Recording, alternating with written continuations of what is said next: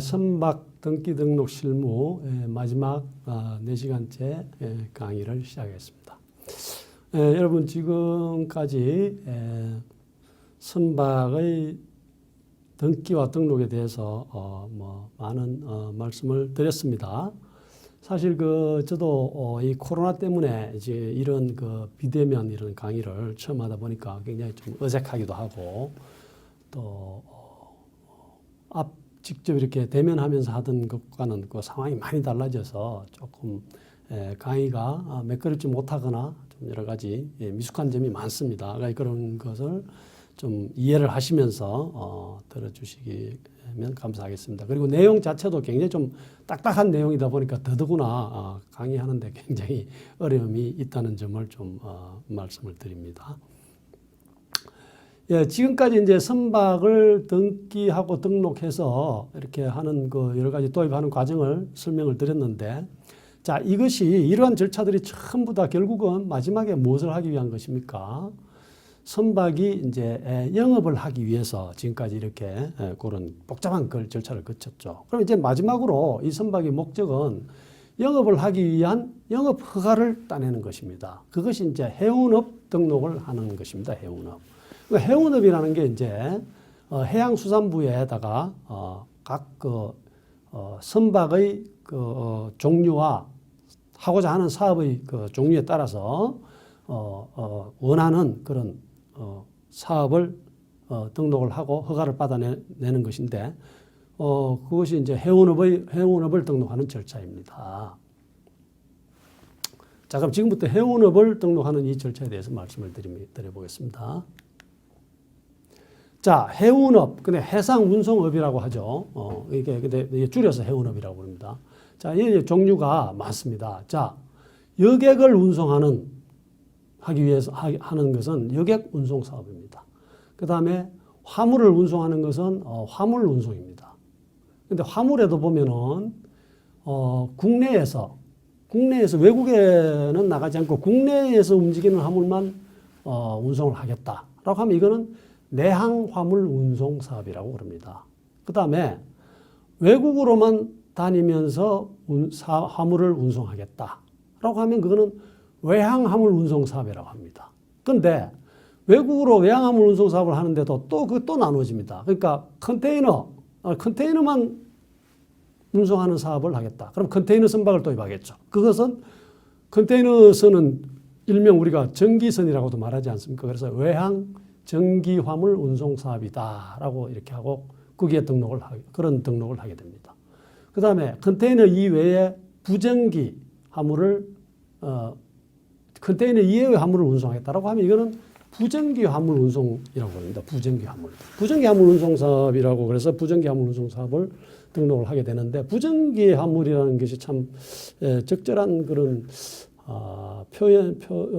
표현인지 잘 모르겠습니다만 부전기 화물은 한마디로 말해서 컨테이너 화물 위에의 모든 화물을 부전기 화물이라고 그러고 그거를 일명 벌크 화물이라고 그러죠. 벌크.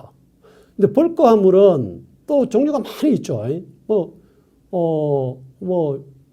일반 화물선, 그러니까 드라이 벌크도 있고, 그 다음에 웨트 벌크. 웨트 벌크 우리가 대표적인 게 원유, 석유 운반 같은 거. 이런 것이 웨트 벌크입니다. 그래서 컨테이너 이외의 모든 화물을 벌크라고 그러죠. 벌크 화물은 그 종류에 따라서 여러 가지 벌크 화물 종류가 있는데 그걸 통틀어서 외항 부전기 화물 운송 사업 이렇게 등록을 해서 운송을 하게 됩니다.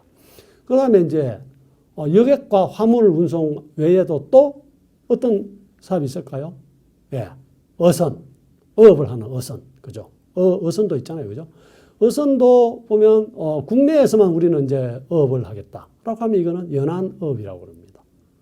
그 다음에 우리는 외국으로 나가서 어업을 하겠다라고 하면 원양어업 면허를 따야 됩니다. 자, 대표적인 원양어업이 뭐가 있겠습니까? 여러분 참치 좋아하시겠죠? 참치를 운반하는 그런 사업. 사조 참치, 동원 참치 여러분 잘 아실 겁니다. 그런 것들이 원양 운반 사업이라고 그렇게 할 수 있겠죠. 그런데 여러분 이 중에서 이 화물 운송이나 어업 면허 같은 건 전부 다 등록 등록제라고 해서 등록만 하면 됩니다. 그러니까 등록이라는 것은 법에 정해진 조건을 갖추기만 하면 신고를 하면 다 등록을 받아주는 것이 등록제입니다. 그런데 여객운송사업 저것은 등록제가 아니고 면허제입니다. 면허제. 면허제라는 것은 해양수산부가 면허를 줄 수도 있고 안 줄 수도 있습니다. 허가를 내줄 수 있는 그런 권한을 가지고 있습니다. 등록제하고는 좀 다르죠. 왜 그러냐? 여객선은 아시다시피 워낙 그 사람이 많이 타는 그런 선박이고 그런 사업이다 보니까 굉장히 잘못해서 사고가 나면은 그 인명피해가 나면은 굉장히 큰 많은 사람이 희생되죠. 그래서 여객운송사업은 그냥 함부로 누구나 다 등록 요건을 갖춰서 한다고 해서 다 허가를 해주는 게 아니고 등록을 받아주는 게 아니고 해양수산부가 여러 가지 상황을 평가를 하고 안전하게 운항할 수 있는 능력이 있는지 또는 여러 가지 여건을 이렇게 평가를 해서 허가를 내줄 수도 있고 또 허가를 안 내줄 수도 있습니다. 이것이 이제 여객운송 사업입니다. 예, 방금 말씀드린 이런 사업을 종류별로 이렇게 표로 한번 만들어 봤습니다. 아까 앞에 있는 것들입니다. 전부 다. 이렇게 상선과 어선으로 선박이 구분이 되겠죠. 상선도 보면 국내에서만 운항하는 상선. 그것은 이제 내양화물선, 그 다음에 어선도 국내에서만 다니는 거 연안업 이렇게 있죠. 그 다음에 국제항해, 외항운송을 하는 선박은 외항화물운송사업, 외항여객운송사업, 그 다음에 원양업 같은 거, 이런 것들이 있겠습니다. 이런 것들이 이제 선박 등기 등록을 하고 난 다음에 해양수산부에 화물운송 또는 여객운송 사업 등록을 하면은 신청을 하면은 이렇게 허가를 발급을 해주는 그런 사업의 종류가 되겠습니다. 해상화물운송사업은 등록제이다. 그다음에 해상화물운송사업은 10억 자본금이 10억 원이 이상이 돼야 됩니다. 그다음에 선박 톤수도 최소한 1만 톤 이상이 되어야만 해양수산부에 등록을 할 수가 있습니다. 그 조건이 갖춰지면 등록은 당연히. 자, 외항화물 운송 사업으로 등록을 한 선박은 국내에서는 화물을 운송할 수 없습니다. 물론 예외가 있긴 있습니다. 근데 예외는 있지만 원칙적으로는 외항선은 외국으로만 다녀야 되고 내항선은 국내에서만 운항을 합니다. 자, 해운업 등록 절차. 각 이 과에 해당되는 사업을 관장하는 과에 자기가 필요한 서류를 갖추어서 신청을 하면은 등록증이 발급이 됩니다. 자, 해상화물 운송사업 등록증을 제가 이제 실제로 하나 어디서 한번 입수를 해서 한번 이렇게 봤습니다. 이게 실제로 해양수산부에서 발급한 해상화물 운송사업 등록증. 이 회사는 보니까 지금도 있겠네요. 진로해운이라는 회사네요, 그죠? 아마 사장님이나 또는 오너가 조상권이라는 분인 것 같습니다. 예, 서울에 무교동이 회사가 있고요, 그죠? 외항 부정기 화물 운송 사업이라고 되어 있죠. 사업의 종류. 자본금이 5억 원이라 되는데요, 여러분 이게 우리가 옛날에 5억 원으로 되어 있다가 한 2008년도인가요? 2008년도인가 그때 이게 바뀌었습니다. 그래서 10억 원으로 자본금이 이제 바뀌었습니다. 지금은 10억 원입니다. 자, 요 뒤에 보면 이 회사의 선박이 이 진로해운이 보유한 선박의 명세서가 여기에 같이 나옵니다.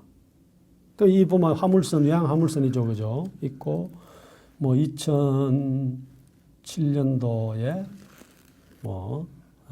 선박이 건조된 것 같고요. 총 톤수는 옆에 보니까 1571톤, 순톤수는 1395톤, 그 다음에 재화 중량 톤수는 3346톤. 그죠? 아까 앞에서 설명했던 세 가지 톤수, 그죠? 여기 적혀 있죠. 자, 아까 이게 보면 성급도 한국 성급이라고 이렇게 KR입니다. 아까 KR. 이게 가입이 되어 있고요. 예. 자, 선박의 길이, 전장, 등록장, 형폭 뭐 13.6m 등등 있습니다. 자, 여러분 이제 지금까지 해운업의 선박을 사서 선박을 등기하고 등록하고 그다음에 사업을 하기 위한 그런 사업 허가를 따내는 그런 과정까지를 지금 살펴봤습니다. 자, 이제 선박 등기 도입하고 해서 등기 등록하는 절차는 설명이 이제 다 된 것 같습니다. 그런데 마지막으로 그러면 이제 강의할 게 뭐냐면 이 해운기업 또는 선박에 부과되는 이제 세금이 있습니다. 세금. 이 세금과 관련해서 좀 말씀을 드리겠습니다. 자, 선박에 부과되는 세금. 해운기업에 부과되는 세금은 똑같이 일반 기업하고 똑같이 법인세도 부과되겠죠. 그 다음에 부가가치세 부과됩니다. 그 법인세는 그 회사가 1년간 영업을 해서 영업이익이 났을 때 거기에 부과되는 세금이 법인세이죠. 그러니까 이것은 영업이익이 나지 적자가 나면은 이거 세금이 부과되지 않습니다. 그렇죠? 근데 부가가치세는 우리가 물건을 살 때 10%의 그 물건 가액의 10%가 부가가치세가 부과되잖아요. 우리가 여러분 지금 어디 가서 뭐 사잖아요. 그 전부 다 세금 10% 부가가치세 내고 있습니다. 우리도 해운도 원래는 10%의 부가가치세가 이렇게 붙었었습니다. 그런데 해운 산업 중에서 해운업 중에서 국제 항해를 하는 외항화물 운송 사업 이런 쪽은 국제 경쟁에 이제 노출되어 있는 산업이다 해서 부가가치세가 감면이 되고 있습니다. 그래서 부가가치세가 영세율이 적용되고 있습니다. 세금을 안 내고 있는 거죠. 그래서 우리나라뿐 아니라 외국에서도 다른 나라들도 이런 부가가치세를 면제를 하기 때문에 우리도 이렇게 같이 면제를 해주고 있습니다. 그다음 이제 법인세라는 건 이제 영업이익이 나면 이제 많이 내게 되는데 지금 뭐 법인세율이 뭐 2%인가 그렇죠. 그러니까 예를 들면 한 1년에 뭐 어느 회사가 1,000억 정도 이익을 냈다 하면 한 22%라 치면 한 220억 정도 사실은 법인세를 내게 되지 않습니까? 그런데 우리는 해운기업은 우리나라는 그 2005년도부터 법인세를 대신해서 낼 수 있는 톤세 제도라는 걸 도입했습니다. 여러분 톤세 제도라는 게 이제 우리 외항선사에 지금 근무하시는 분들은 이 톤세 제도를 아마 실제로 이용하고 있는 회사도 있을 것 같은데요. 이 톤세 제도는 영업이익에 부과되던 법인세를 완전히 배제를 하고 별도의 세금을 이제 부과를 합니다. 그러니까 선박의 톤수, 그러니까 아까 톤수가 3개가 있다고 그랬죠. 총톤수, 순톤수, 제하중량톤수. 그 중에서 선박의 순톤수를 곱하기 일정액, 그러니까 3원을 곱해서 이렇게 그거를 법인세로 이렇게 내는 겁니다. 선박 크기에 따라서 뭐 3원 곱할 때도 있고 6원을 곱할 때도 있고 9원, 12원 곱할 때도 있습니다만 하여튼 큰 선박은 25,000톤 이상인가요? 이 선박은 3원을 곱해서 그걸 순톤수에 3원을 곱해서 법인세를 내지 않고 그거를 내게 됩니다. 그래서 굉장히 이제 법인세를 많이 내야 될 그런 이익이 많이 났을 때는 굉장히 세금이 절감되죠. 이것도 우리나라가 2005년도에 도입했는데 이미 유럽에서 네덜란드가 최초로 선박 톤세 제도라는 걸 개념을 만들어서 1996년도에 도입을 했습니다. 그래서 영국이 두 번째로 2000년도에 도입하고 그 뒤로 유럽은 거의 모든 나라가 다 이 톤세 제도를 하고 있어요. 그러다 보니까 우리도 톤세 제도를 도입을 하게 됐습니다. 왜냐하면 그 나라 선박들하고 국제 경쟁을 해야 되기 때문에 경쟁 조건을 똑같이 이제 맞춰줘야 되기 때문에 우리나라에서도 그런 거를 인정을 해서 선박 톤세 제도를 도입을 하게 됐습니다. 그래서 부가가치세는 감면이 되고 있고 법인세는 감면은 아니지만 톤세 제도라는 걸 통해서 대체 법인세를 내고 있으므로 굉장히 세금을 좀 절감할 수 있게 되었다라는 그런 요약을 할 수 있겠습니다. 자, 그 다음에 이제 이거는 법인에 부과되는 세금이고, 이제 그 다음에 선박에 부과되는 세금이 또 있습니다. 여러분, 선박에 부과되는 세금은 뭐 우리 개인에게 부과되는 재산세 대표적인 거. 우리도 재산세고 여러분 다 내지 않습니까? 선박도 재산이기 때문에 당연히 재산세가 이제 부과되죠. 근데 선박은 워낙 고가 금액이 크기 때문에 이 세금이 굉장히 조금 세율이 뭐 적더라도 굉장히 금액으로 치면 고가 세액이 많지 않겠습니까? 그래서 재산세가 대표적인 거고, 그 다음에 이제 선박을 최초로 이제 도입해가지고 국내에 들어와서 등기를 할 때 그때는 취득세를 냅니다. 예.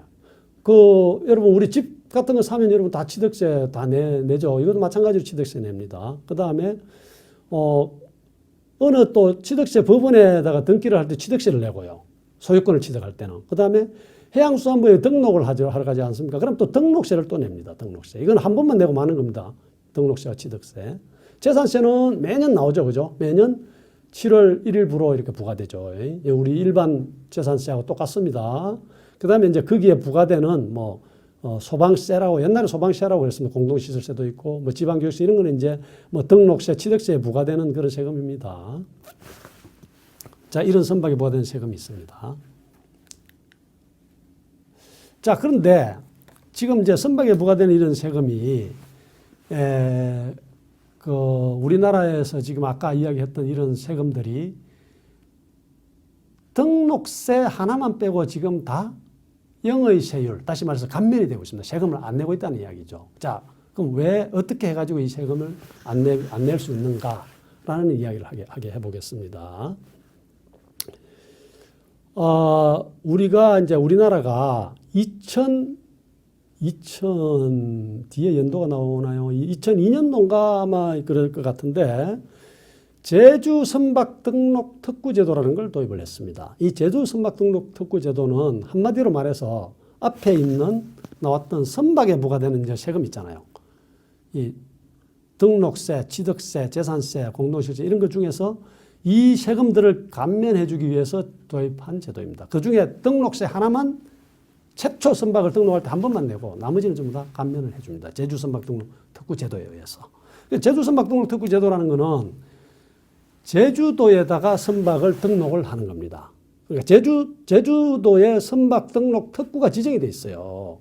그러니까 특구라는 게 이제 제주항, 그 다음에 제주에 항이 두 개가 있습니다. 제주항, 서귀포항 두 개가 있습니다. 그게 제주항과 서귀포항을 선박 등록 특구로 지정을 했습니다. 그것이 이제 제주 선박 등록 특구 제도인데, 그래서 그 선박 등록 특구에 등록한 선박에 대해서는 다음에 그 선박에 부과되는 세금을 감면을 해준다라고 해서 법으로 규정을 했습니다. 그래서 거기에서 세금을 면제를 하는 것이 어떤 거냐? 아까 앞에서 이야기했던 세금 중에서 농어촌 특별세, 취득세, 지방교육세, 재산세, 공동시설세 5개를 면제를 해줍니다. 그러니까 남은 게 뭡니까? 한 가지. 딱 등록세 한 가지만 처음에 한 번 딱 내고 나머지는 세금을 감면을 해줍니다. 그럼 제주 선박 등록 특구는 왜 이런 제도를 도입했느냐? 말 그대로 세금을 감면해 주기 위한 것이고, 그러면 정부가, 국가가 세금을 내야 되는데 세금을 감면해 준다는 것은 왜 그렇게 해 주겠습니까? 당연히 그 이유가 있지 않겠습니까? 자, 우리 국제항해를 하는 이 선박들은 전부 다 이 시장 자체가 글로벌 단일 마켓입니다. 그래서 어느 나라 선박이든지 간에 글로벌 시장에서 똑같은 조건 하에서 경쟁을 하고 있습니다. 그래서 거기에서 만약에 비용이 비싸거나 세금이 다른 나라에서 내는 것보다 더 많이 부과되거나 하면은 그거는 경쟁 자체가 안 됩니다. 근데 다른 외국 선박들 또는 아까 그 편의지적국 제가 말씀드렸죠. 편의지적선 이런 것은 아예 세금 자체가 없다고 말씀드렸잖아요. 아주 저렴한 그 1년에 한 번씩 내는 수수료 비슷한 그런 세금만 내고 세금이 없어요. 그러면 그런 선박들은 그 세금을 안 내고 있는데 우리나라에서만 재산세 같은 그런 세금, 취득세 이런 걸 굉장히 많이 세율이 높고 비쌉니다. 그런 세금을 어마어마하게 매겨버리면 우리 선박이 아예 그 국제 해운 시장에서 경쟁 자체를 못 하겠죠. 그렇다면은 그거는 해운업이 성장할 수도 없고 이제 안 되는 거죠. 그래서 이런 것을 정부가 다 우리 업계 사정을 다 알고 감안해서 좋다. 국제 항해를 하고 국제 경쟁을 하는 우리 선박에 대해서는 세금을 감면해 주는 그런 제도를 우리가 허용하겠다 해가지고 도입된 게 바로 제주 선박 등록 특구 제도입니다. 여기서 모든 세금이 등록세 하나를 빼고 모든 세금이 면제가 됩니다. 자, 두 번째가 국제 선박 등록이라는 게 있는데요. 국제 선박이라는 거 이것도 이제 1997년도에 제주 선박 등록 특구 제도 이전에 먼저 도입된 제도인데 이것이 역시 똑같이 선박에 부과되는 세금을 감면해 주기 위한 제도입니다. 그래서 국제 항해를 하는 선박만 이제 세금을 감면해 주겠다. 왜냐하면 국내에서만 다니는 선박은 국제 경쟁을 하지 않잖아요. 그러니까 그 선박들은 세금을 감면 안 해줍니다. 국제 항해를 하는 선박은 세금을 감면해 주겠다 해가지고 도입된 게 국제선박 등록제도고 국제선박 등록법이 제정이 됐습니다. 1997년도에. 그래서 1998년도부터 시행이 되고 있고 이 국제선박에 등록된 국제선박으로 등록한 것은 국제항해를 하는 선박이어야만 합니다. 아까 외항 화물선 또는 외항 전기 부전기 화물선 그런 것들이겠죠. 그런 선박은 국제선박으로 등록을 하고 국제선박으로 등록하면 아까 제주특구에서 면제하는 건 100%를 감면을 하는데 이거는 50%를 감면을 합니다. 50%. 그래서 50%밖에 감면을 안 하기 때문에 좀 더 감면을 나머지 50%도 감면을 받을 수 있도록 하기 위해서 도입된 게 아까 이야기한 그 앞에서 말씀드린 제주선박 등록 특구 제도다 이렇게 보시면 되겠습니다. 그래서 국제선박으로 등록을 하면은 선박에 부과되는 세금에서 50%를 감면한다. 근데 거기서 국제선박 등록하고 또 제주도로 선박을 가서 등록을 하면은 나머지 50%, 즉 100%를 감면을 해서 세금을 완전히 감면을 한다. 국제선박으로만 등록하면 제주도에 가서 등록을 하지 않아도 됩니다. 그러나 세금이 제주도 가서 좀 등록하는 그런 비행기 타고 가서 수고하는 것보다 세금이 감면되는 게 훨씬 크기 때문에 제가 당연히 제주도로 가서 제주선박 등록 특구에 등록을 다 지금 하고 있겠죠. 실제로 그렇게 하고 있습니다.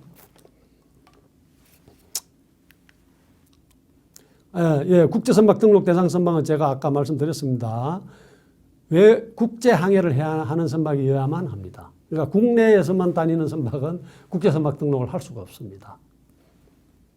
아까 또 제가 그 국적 취득 조건부 나용선도 외국 선박, 외국국에 등록돼 있다고 했지만은 우리나라 세금이 부과된다고 그랬잖아요. 그래서 이 선박도 국제선박으로 등록을 할 수가 있습니다. 우리나라 국민이 소유한 실질적인 우리나라 선박이기 때문에. 그래서 국제선박으로 등록을 하면 이 국적 취득 조건부 나용선도 세금을 감면을 50% 합니다. 또 제주선박 등록 특구에 앞으로 국적을 취득했을 때 나중에 이제 선박의 금융 차입금을 다 이제 상환하고 갚고 나면 우리나라로 와서 등기 등록을 하잖아요. 그때 제주선박 등록 특구에 등록을 한다고 미리 이렇게 신고를 하면은 이것도 세금이 100% 감면이 됩니다. 미리 100% 감면을 해주고 있습니다. 자, 그래서 이 선박에 부과되는 세금과 감면하는 것을 이제 앞에서 설명드린 것을 표로 지금 한번 제가 만들어 봤습니다. 그래서 보시면 취득세, 재산세, 지방교육세, 공동시설세가 있고요. 여기서 보면 이제 부과 시점, 세율도 이렇게 있습니다. 보면 취득세는 2%, 재산세는 0.3%, 지방교육세는 재산세 20% 이런 것들이죠. 취득세는 소유권을 취득하는 당시에 당연히 부과되겠죠. 등기 등록할 때 소유권 취득할 때 취득세가 이제 부과되고 등록세가 부과됩니다. 재산세는 매년 6월 1일 부과되죠. 그 다음에 이제 아까 감면을 하는 이제 비율은 아까 제가 말씀드렸죠. 자, 제주 특구에 등록을 하면은 취득세는 100% 감면, 재산세 100% 감면, 지방교육세 100% 감면, 공동시설세 100% 감면입니다. 그죠? 등록세는 여기 감면에 없죠. 등록세는 내야 되니까. 등록세는 여기 보시면 앞에 보면 선박가액의 0.02% 이렇게 어디 나와 있어요. 등록세는 여기 빠져 있네요. 예. 등록세는 선박 수익 금액, 도입 금액의 0.02%입니다. 예, 그렇게 많지 않습니다. 그 다음에 국제선박 등록하면 아까 제가 50% 감면한다고 그랬죠. 여기 보세요. 취득세는 100% 감면을 합니다. 그런데 재산세는 50%만 감면합니다. 자, 이것이 이제 선박에 부과되는 세금과 선박에 부과되는 세금을 감면할 수 있는 방법을 제가 말씀을 드린 겁니다. 지금 여러분 시간이 거의 다 돼 갑니다. 다 돼 가는데 지금 제가 지금까지 강의한 이 내용들을 전부 다 사실은 정리를 해서 시나리오처럼 이렇게 한번 제가 만들어서 이렇게 해봤는데 이거를 지금 강의를 하려고 하면은 시간이 지금 5분밖에 안 남았기 때문에 이걸 좀 하기가 좀 어렵겠습니다. 그래서 이것은 여러분 다음에 기회가 있으면 또 한번 말씀을 드리기로 하고, 혹시 여러분이 이제 교재가 여기서 배포가 아마 되는지 모르겠습니다만은 이 자료가 배포가 되면 여기서 한번 읽어보시면 되겠습니다. 참고로. 그럼 마지막으로 오늘 강의를 정리를 하고 마치도록 하겠습니다. 예, 지금까지 이제 쭉 약 한 30분씩 4번에 걸쳐서 약 선박 등기 등록, 선박 도입 절차 등에 대해서 말씀을 드렸습니다.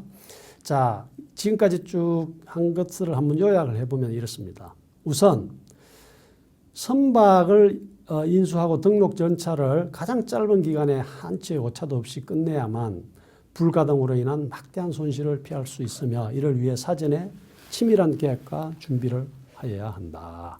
그리고 선박을 도입할 때는 회사의 담당 모든 부서가 업무를 분담하여 신속하고 유기적으로 움직여서 선박을 가장 짧은 시간 내에 등기 등록을 완료하고 영업에 투입할 수 있도록 해야만 손실을 최소화할 수 있다. 그다음에 모든 업무는 짧은 정박 기간 중에 완료해야 하므로 관계 기관과 사전에 긴밀히 협의해야 한다. 이게 굉장히 중요합니다. 그러니까 선박을 도입할 때는 오래전부터 쫙 도입할 날짜를 딱 잡고 그 날짜 D-Day에 맞추어서 모든 것이 쫙 일사불란하게 처리가 될 수 있도록 사전에 치밀하게 기획하고 관련 부서가 전부 다 그걸 검토를 하고, 그 다음에 관청에도 딱 어떤 허가를 받거나 서류를 발급받아야 될 그를 관청 업무는 전부 다 미리 사전에 쫙 파악을 하고 준비를 하고 협의를 해놔서 우리가 몇 날, 몇 일, 며칠 날, 몇 시에 선박이 들어오면 이런 거를 신청을 할 것이니까 잘 협조를 해 주시라고 해서 쫙 해놓고, 실제로 그날 딱 D-Day가 되면 거의 가장 좋은 것은 하루 만에 모든 절차가 끝나는 게 좋습니다. 늦어도 이틀 3일 이상 가면 안 됩니다. 그러면 굉장히 많은 손실이 발생하기 때문에 가장 짧은 시간 안에 이런 절차를 완료할 수 있도록 해야 되고, 그러기 위해서는 이 선박의 등기 절차를 잘 숙지를 해야 되고, 그 다음에 사전에 치밀하게 기획부서가 기획을 해서 관련 부서 전부 다 모든 부서들의 이런 지침을 쭉 하달을 해서 일사불란하게 쫙 차질 없이 움직이도록 그렇게 해야 되겠습니다. 그 다음에 지방해양항만청의, 그 다음에 아까 이야기한 성급 안전검사하는 기관이라고 그랬죠. 적극적인 협조가 없으면 선박의 출항에 지장이 초래될 수 있다. 그러므로 잘 협조를 하도록 이렇게 사전에 잘 협의해 놔야 됩니다. 그 다음에 아까 우리나라 정보통신부에 이제 호출 번호 부호 같은 거 이런 걸 받기 위해서 무선국을 변경을 해야 됩니다.